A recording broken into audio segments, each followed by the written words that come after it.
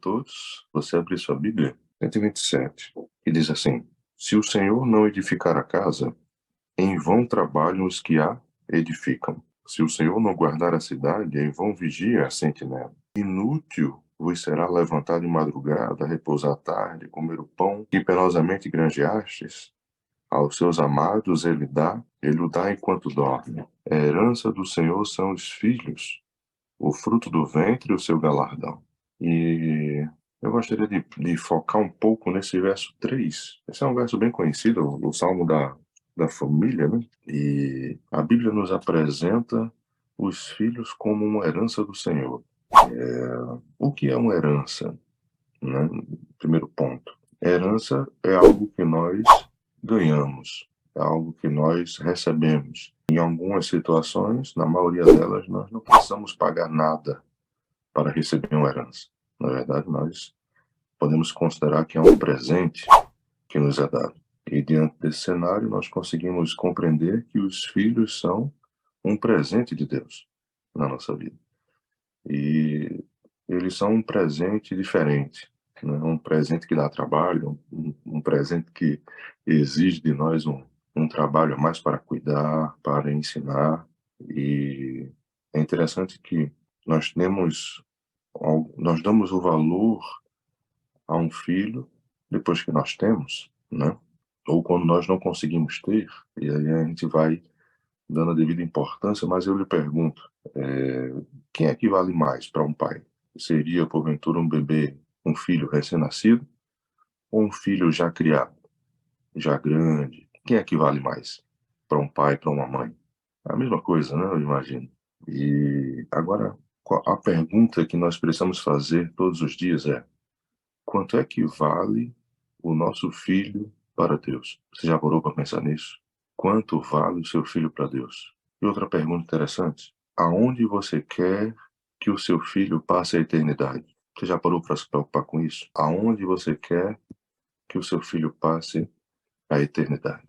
Eu gostaria de ler uma história rapidamente, uma história de uma família que foi agraciada com a bênção de poder ter um filho. Essa história está em Juízes, capítulo 13, e no verso 2 nós lemos assim: Havia um homem de Zorá, da linhagem de Dan, chamado Manoá, cuja mulher era estéril e não tinha filhos. E aqui nós vemos o primeiro milagre. Aqui eu estou lendo o início do relato do nascimento de Sansão, e a mãe de Sansão, que nós não sabemos o nome dela, ela era estéril, ela não podia ter filhos.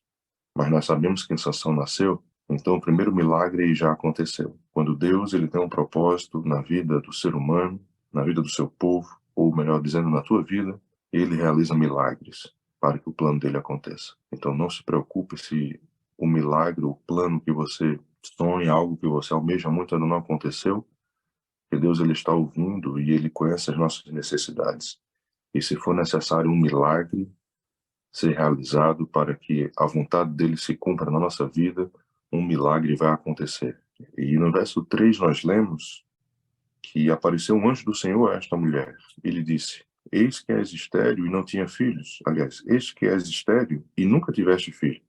Porém, conceberás e darás luz a um filho.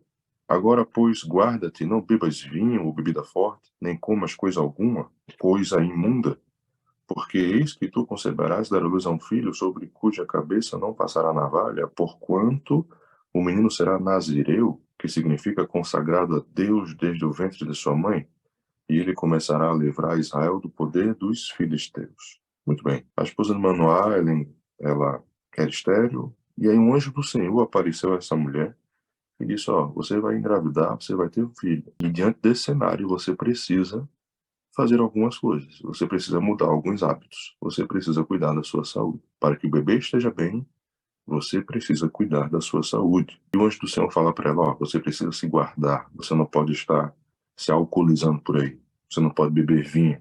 Você não pode beber bebidas fortes. Que bebidas fortes o anjo do Senhor estava se referindo aqui? Bebidas fortes são bebidas, porventura, que afetam o nosso sistema nervoso central, causam dependência. A exemplo, o café, alguns tipos de chás. E o anjo do Senhor pede que ela não beba isso. E em seguida, Ele diz, não coma coisas imundas, alimentos impuros, conforme estão descritos em Levítico, capítulo 11, imagino que todos nós aqui conheçamos. E depois diz que o menino não deve ter a cabeça raspada, ele será consagrado a Deus desde o ventre da sua mãe.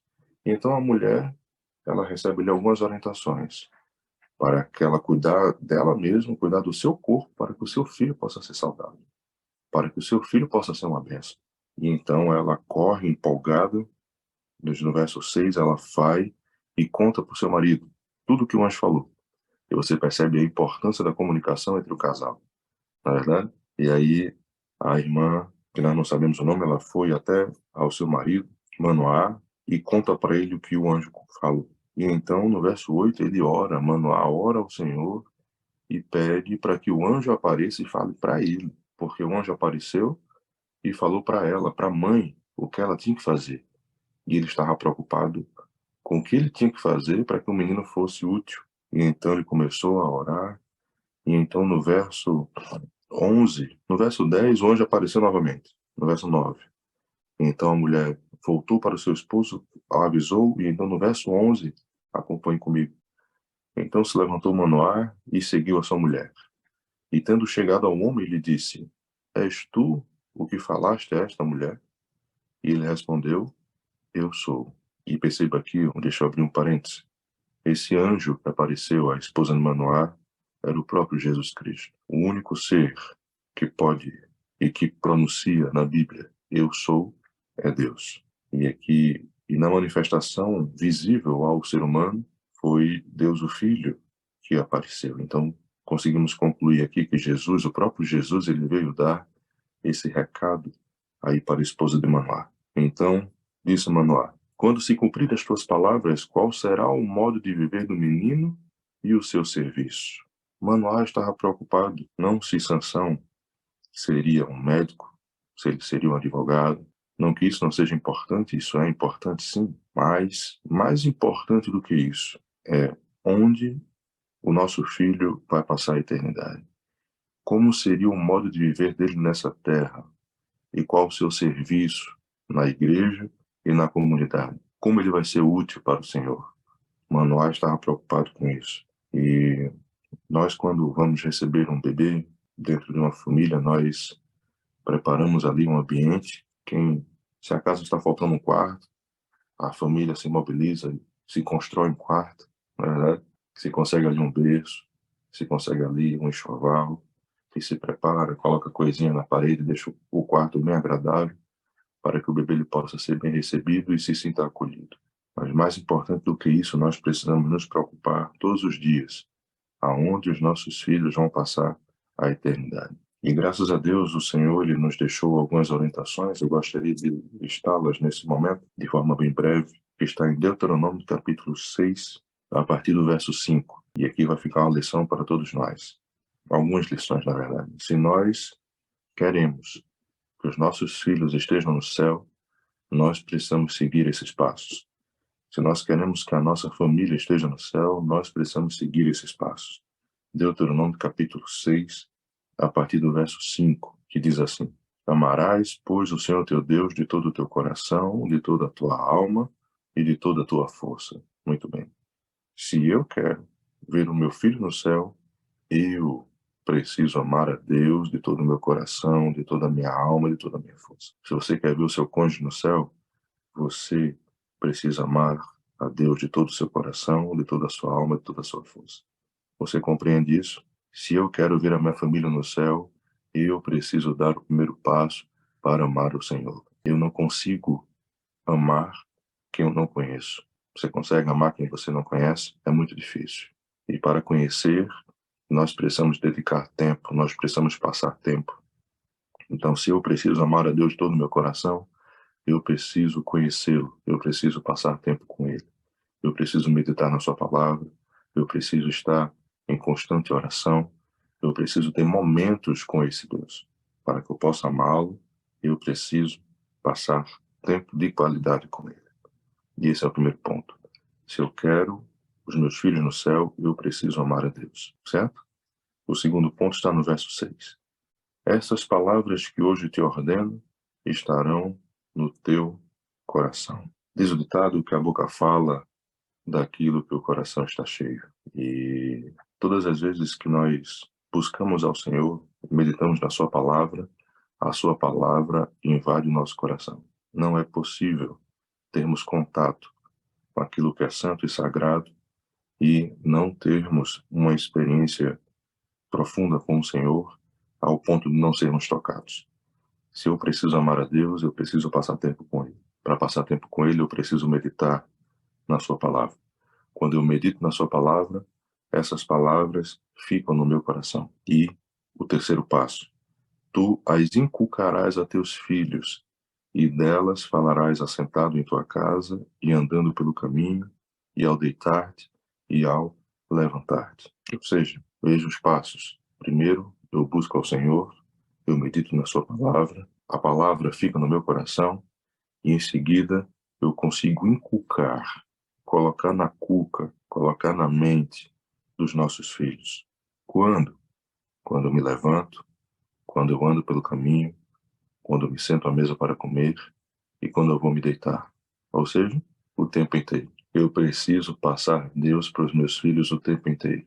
Por isso a importância de ter uma comunicação aberta com os filhos, principalmente desde a infância, para que eles possam ter essa percepção de que Deus ele existe e de que ele realiza coisas boas em nossas vidas. E existem várias oportunidades que nós temos para demonstrar Deus para os nossos filhos. E às vezes perdemos ou deixamos passar.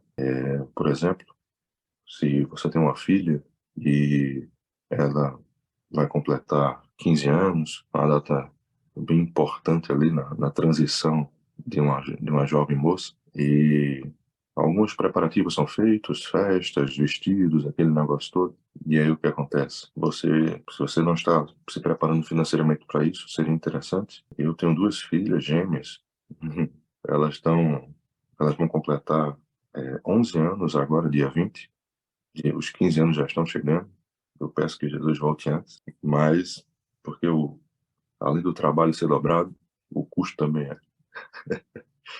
Então, imagine você numa oportunidade, você vai comprar um vestido para sua filha e você encontra ali um vestido do tamanho dela na promoção, exatamente no valor que você tem disponível. Você não vai precisar se prejudicar financeiramente para comprar um vestido para ela especial. E aí você fala para ela, filha, nossa, como você tem sorte. Olha o vestido ali, do seu tamanho, no valor que cabe no bolso do papai, que coisa legal. Não, a gente poderia falar isso de forma diferente, né? Olha, filha, olha o valor daquele vestido. Como Deus é bom, né? Deus sabe as nossas condições. Deus prepara tudo para que você seja abençoado. Antes de entrar nessa loja, vamos fazer uma oração aqui e agradecer a Deus, porque Ele é bom conosco. É incomum ver isso acontecer, né? Quando um filho erra, os pais são tentados a usar da agressividade, tanto na voz como física, por conta do medo que sentem por imaginar que podem perder a autoridade que têm sobre o filho. E um hábito que eu tenho quando os meus filhos erram é de orar com eles, conversar com eles, mostrar que eu fiquei triste pelo erro deles, o Senhor Jesus também ficou triste pelo erro deles, e nós nos ajoelhamos e oramos, pedindo que o Senhor perdoe os pecados deles e nos ajude a não mais praticar esses atos ruins. E os resultados desse cenário eles são muito positivos quando nós dedicamos momentos a demonstrar, a passar Deus para os nossos filhos em todas as ocasiões. Não somente quando vamos comer, isso é o mais comum. Na verdade, hoje se tornou incomum a família sentar à mesa para tomar refeições juntos, né? Infelizmente. Diante da correria desenfreada que todos nós temos, nós deixamos passar algumas oportunidades. Mas eu só consigo passar Deus para os meus filhos se Deus estiver no meu coração. Deus só vai estar no meu coração se eu dedicar um tempo para meditar na palavra, se eu dedicar um tempo para conhecer a esse Deus e passar a amá-lo verdadeiramente, de todo o meu coração, de toda a minha alma, de toda a minha força. No verso 8, também, o quarto passo agora, também as atarás como sinal na tua mão e te serão por frontal entre os olhos. Isso aqui é muito interessante. Por que, por que nós devemos atar como sinal na nossa mão e aqui o irmão até fez o sinal aí no frontal, no meio da nossa testa. Os nossos atos, eles precisam condizer com aquilo que nós pregamos. Nós precisamos viver aquilo que nós pregamos. Principalmente e especialmente dentro de casa. Porque é muito fácil ser um cristão fora de casa ou na igreja. Mas dentro de casa nós precisamos que os nossos filhos, através das nossas atitudes, nossos filhos olhem para nós e enxerguem a Cristo. E a pergunta que eu faço é: quando os nossos filhos olham para nós hoje, quem eles enxergam? Quando os nossos filhos olham para nós, para as nossas palavras, para as nossas atitudes, quem eles enxergam? Nós precisamos, diante desses itens que eu estou citando aqui, amar a Deus, buscá-lo, passar Deus para os nossos filhos eles precisam olhar para nós e enxergar homens e mulheres de Deus. Homens e mulheres de Deus. Mas como é que eu faço para isso acontecer? Nós precisamos dedicar tempo ao Senhor. Amar ao Senhor de todo o nosso coração, de toda a nossa alma, de toda a nossa força. Percebe a importância do primeiro ponto? Os nossos filhos, eles aprendem por imitação, pelo nosso exemplo. E se você olhar para o seu filho, você vai enxergar muitas características suas nele, principalmente características negativas, mas as positivas também são herdadas. Mas nós precisamos ter um local especial dentro da nossa casa, dentro do nosso lar, para dedicar um momento de consagração ao Senhor. E é justamente isso que descreve o último ponto no verso 9. E as escreverás nos umbrais da tua casa e nas tuas portas. Ou seja, dentro do seu lar precisa ser um local de habitação do Espírito Santo, um local de habitação dos anjos, um local de habitação, um local da presença de Deus. A harmonia dos céus precisa ser sentida dentro do seu lar. E como é que você consegue isso? Colocando a sua família no altar do Senhor. E como é que você coloca a sua família no altar do Senhor? Realizando o culto familiar. Você precisa ter o seu momento devocional sozinho, você e Deus? Sim. Mas é de extrema importância e indispensável para uma família que você tenha momentos em família buscando ao Senhor. De manhã? Por que de manhã? Porque só o fato de acordarmos com vida já é um milagre. E nós temos muitos motivos para agradecer ao Senhor. E precisamos pedir a proteção de Deus sobre os nossos filhos ou sobre nossa família no decorrer do dia, certo? Então precisamos fazer o culto familiar logo pela manhã.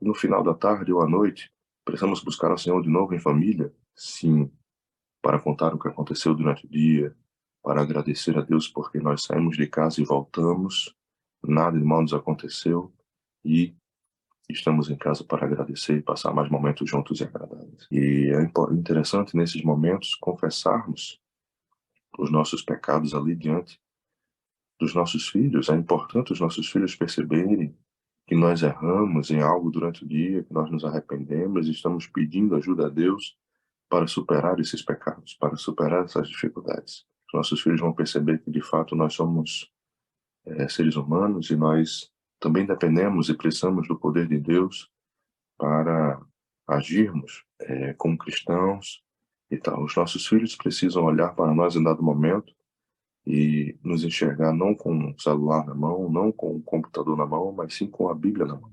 Eles precisam acordar em casa e nos pegar ali de surpresa, orando, estudando a Bíblia, cantando, louvando, sabe? Para que os nossos filhos e a nossa família esteja preparada para a volta de Jesus, nós precisamos dar o primeiro passo. E aí algumas pessoas podem estar se perguntando: Alfredo, mas essas dicas aí, elas funcionam quando a criança ela é pequena, quando ela está sob a minha tutela, sob os meus cuidados. Hoje meus filhos estão criados, não estão mais morando comigo, não estão nem na igreja, então isso aí não serve para mim.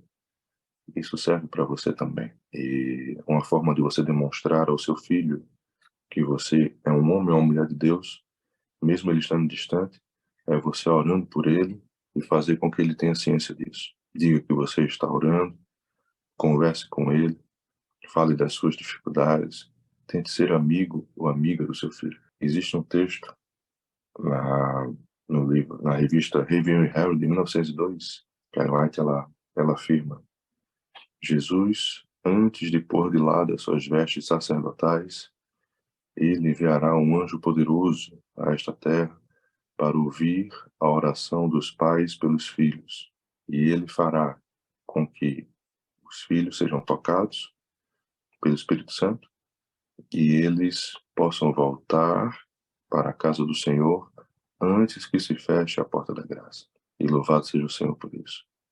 Se os nossos filhos, os seus filhos, que estão longe do caminho do Senhor, tenha certeza que a sua oração será ouvida pelos céus antes que a porta da graça se feche. E seu filho terá a oportunidade de voltar aos caminhos do Senhor e estar junto com você, aguardando a breve volta de Jesus. O tempo, ele já está muito avançado, Jesus já está bem pertinho de voltar, e nós não podemos mais desperdiçar tempo com coisas que não são úteis para a eternidade.